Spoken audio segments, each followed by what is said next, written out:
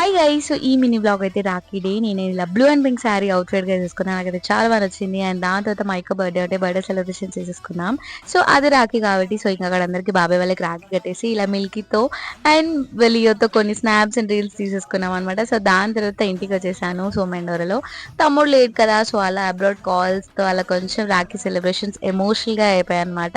So ఇక్కడ పిన్ని వాళ్ళకి ఇంకా అన్నయ్య వాళ్ళకి విష్ వాళ్ళందరికీ కాల్స్ చేస్తూ అలా రాఖీ డే అయితే చేసేసుకున్నాను. సో అలా మీతో కొన్ని మూమెంట్స్ షేర్ చేసుకుంటా. సో చూసేయండి. అన్ని పై ఉన్నావంటే నిదరవన